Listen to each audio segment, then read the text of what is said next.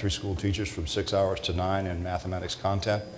And the other bill was a money bill, the chief component of which was to provide professional development for teachers, and that part also passed. So in a tough budget year in New Mexico, we did pretty well. That is cool. Thank you. Yeah, and policy, we're going to have a whole section on policy, and I think policy is so important, right, to get that. You know, IBM, if you think about future trends, and you know, we talk about the possibilities, because IBM back in the 90s when I started with Intel was really a hardware company. It was not a service-oriented company, and you've really transformed this company over the last, you know, 19 years now or so, and so change is possible, isn't it, Ray? Oh, absolutely. Software and services is huge for us, it kind of spills over to our K through 12 as well, because you know, we have a whole gamut of offerings that we provide schools and school districts and those kinds of things, and some of them are just what we feel.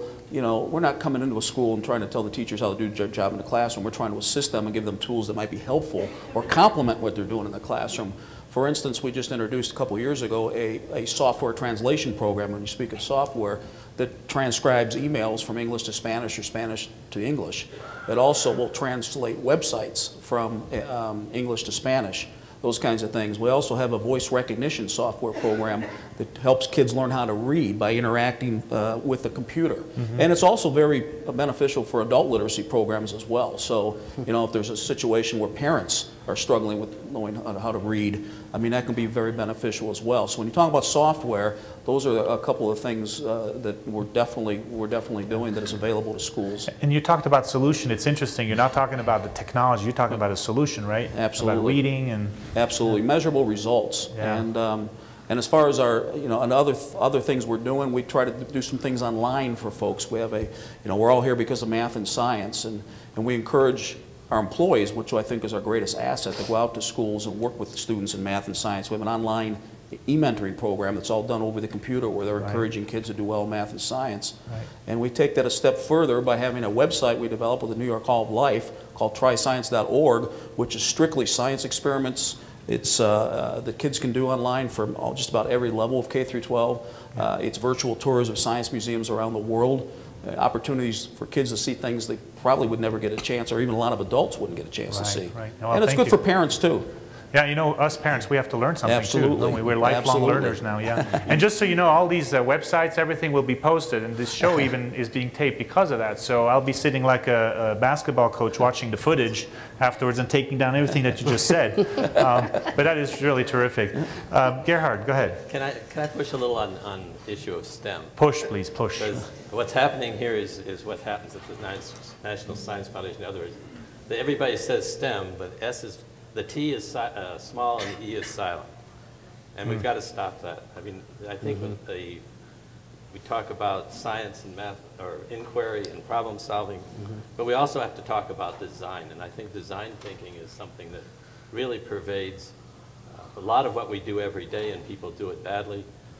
There's argument of whether there's a difference between design thinking and computational thinking. They're somewhat quite the same. There's also some idea. There you go. That's a policy person going like nuts.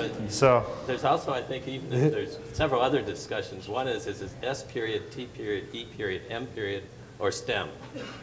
And I think whether you integrate them or silo them, that's an issue. There's also an issue what the T means. And if you think it means educational technology, your English teachers are going to get after you, because then it becomes three subjects in a tool. So technology is really about the world, and it's not only about information technologies, but about transportation, power, agricultural technologies, etc. And there's actually a set of standards called the Standards for Technological Literacy. I'm going to try some of what I did before. I was asked once to talk about what is STEM, and I went through science and how you learn it, and technology, how you learn it, math and how you learn it. And it said engineering really brings it all together. And I thought about it, and I said, you know, the purpose of STEM education is to create the human equivalent of stem cells. Oh, that's neat. And that's how you define STEM. That's right. That's outstanding. You know, there's some words flashing like software development, statistics, all of these funky names and things, you know, that engineers may actually use in their tools. And you know, we also talked about getting into the classroom. I know School Dude is doing a lot of work really in terms of, you used the analogy yesterday of the fishing pole and the net, yeah. Right? We teach them to fish, but you are really, School Dude as the fishing pole and the net of this whole equation. Well, just briefly, School Dude is a facility management software set of programs aimed at facility directors and your IT professionals. So managing the assets in the school. So we spend a lot of time talking about, you know, learning programs. You know, there are wonderful learning programs out there, and we also talk about, you know, connecting up schools, big pipes, and all that kind of stuff. But a lot of times we're not thinking about the teacher, the kids in the classroom or in the learning lab. What's there? What shape is it in?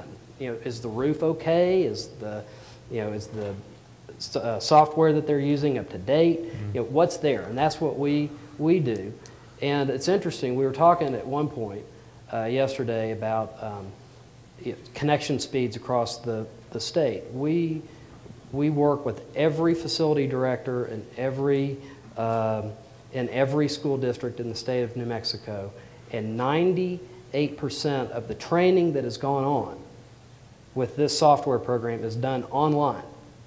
You know, so if the facility people and the IT people in their various school districts can do online learning with a company like School Dude, you know, I'm not sure why can't the students, you know, have access to that type of same capacity. And so so we're bringing a big fire hose, right? And then we're kind of trickling the water out once we get to the school. Wow. So, you know, the analogy was that, you know, a lot of people are trying to just teach the kids to fish so that they can earn a living. Yeah. And, you know, we're concerned about the fishing pole or the net, if you will. What kind of fishing pole is it? Is it in good shape? Will it work? So that's what we do. And too many times we do things in a vacuum too, right? You just get technology and you have absolutely no context on how to employ, how to integrate it, right? And so, and sometimes we have all the good intentions and there is no fishing pole. Mm-hmm. Well, no fish, no food. Right. So, Well, those are some good thoughts. I'd like to queue up the next segment in a minute, but I want to thank you again for being here today, and thank you for contributing to this rich soup of discussions we've had. And Eric, I'll ask you to stay up here because I want to kind of, you know, we'll put everybody in the fire line the next one. So the next group, watch out. But thank you very much. I appreciate it.